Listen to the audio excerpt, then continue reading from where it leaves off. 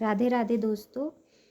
आज हम पढ़ेंगे श्री भक्तमाल के बारे में। भक्तमाल ये भक्तमाल है। देखो, भक्तमाल में सारे भक्तों के चरित्रों के बारे में बताया गया है कि कैसे भक्तों ने भगवान श्री कृष्ण की आराधना की और उन्हें भगवत प्राप्ति हुई। जब हम भक्तमाल की कथाएं पढ़ते हैं तो हमारे मन में भगवान के प्रति प्रेम उमड़ता है और हम भगवान की भक्ति में आगे बढ़ते हैं।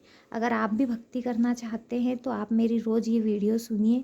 मैं इसमें आपको रोज़ भक्तमाल की कथाएं सुनाऊंगी। तो आज हम शुरू कर रहे हैं भक्तमाल की अगली कथा, जिसमें हम पढ़ेंगे, देखिए, भक्त सूरत के बारे में। तो हम अभी शुरू करते हैं।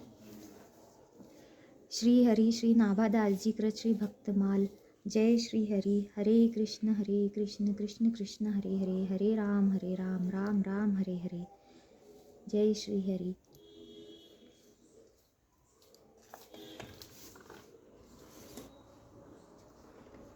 अब हम पढ़ते हैं भक्त सूरत के बारे में। सूरत चंपकपुरी के राजा हंस ध्वज का पुत्र और सुधन्वा के भाई थे। इसके पहले हमने कल पढ़े थे सुधन्वा के बारे में। अब हम उनके बड़े भाई के बारे में पढ़ रहे हैं, जो है हंस ध्वज के पुत्र। अनुज सुधन्वा के मारे जाने पर परम भागवत वीर सुरीर्ण सूरत रथ पर आरूढ़ हो बहुत बड़ी सेना साथ में ले हाथ में कठिन कोदंड धारण कर सम्रांगण में आकर अर्जुन से बोले, महाबली पार्थ, अब मेरे साथ युद्ध करने के लिए प्रस्तुत हो जाओ। तत्पश्चात सूरत ने श्री कृष्ण से कहा, देवकी नंदन, अब आप अर्जुन की सम्यक प्रकार से रक्षा कीजिए। हरे, आपने अपना पुण्य प्रदान करके जो मेरे भाई का वध करा दिया है, यह तो आपकी बाल चेष्टा ही है। आपने अपनी हानि पर कुछ भी ध्यान नहीं दिया, जैसे कोई शिशु मोतियों को देकर बदले में बेर ले लेता है। इस तरह आपने सुधन्वा के बेर सदृश जीवन को लेकर उसके बदले में मुक्ता फल रूपी अपना पुण्य प्रदान किया। अतः बताइए, यहाँ कौन किसके द्वारा ठगा गया? इस प्रकार श्री कृष्ण से प्रेममय व्यंग विनोद करके सूरत ने अर्जुन को ललकारा। सूरत के रणोत्साह को देखकर भगवान श्री कृष्ण ने अर्जुन को इस महावीर के सम्मुख ले जाना उचित नहीं समझा। अतः सेना को आगे करके श्री कृष्ण अर्जुन को रण क्षेत्र से 3 योजन दूर हटा ले गए।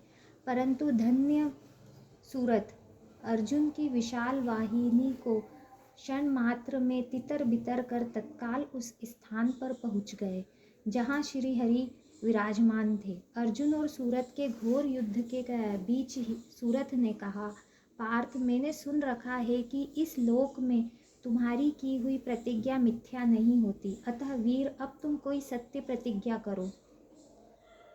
अर्जुन ने कहा, वीर, मैं तुम्हारे पिता के सामने ही तुम्हें धराशायी करूंगा, यही प्रतिज्ञा है। अब तुम अपनी यथोचित प्रतिज्ञा बतलाओ। सूरत ने कहा, अर्जुन, मैं भी तुम्हें युद्ध स्थल में रथ से भूतल पर गिरा दूंगा।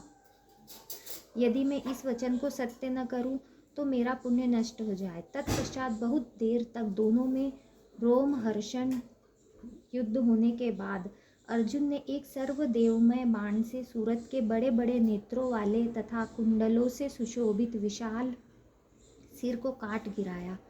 भक्त के वचन को सत्य करने के लिए भगवान ने ऐसी लीला की कि सूरत का कटा सिर उछलकर अर्जुन के ललाट में जा लगा, जिससे आघात से वे मूर्छित होकर पृथ्वी पर गिर पड़े और वह सिर भगवान श्री कृष्ण के चरणों में गिर पड़ा। तदंतर भक्त वत्सल भगवान ने अर्जुन को पृथ्वी से उठाकर रथ पर बैठाया और सूरत के सिर को दोनों हाथों से उठाकर देखने लगे। अर्जुन ने भी उस सिर को लेकर यह कहते हुए कि इसके समान कोई योद्धा नहीं है, युद्ध स्थल में उसकी वंदना की। इसके बाद श्री कृष्ण ने गरुड़ से कहा, पक्षीराज, वीरवर सूरत के सिर को लेकर शीघ्र ही प्रयाग में डाल दो। इस सिर के स्पर्श से मेरा वह प्रयाग भी पावन हो जाएगा। प्रयाग मेरा कोष है, अतः इस वीर के रत्न रूपी सिर को उस कोष में डाल दो। श्री गरुड़ जी ने ऐसा ही किया। भगवान शिव ने सूरत के सिर को अपनी मुंड माला में पिरो लिया। धन्य है सूरत और धन्य है उसकी वीरता एवं श्री कृष्ण भक्ति। हरे कृष्ण। जय श्री हरि। जय श्री हरि।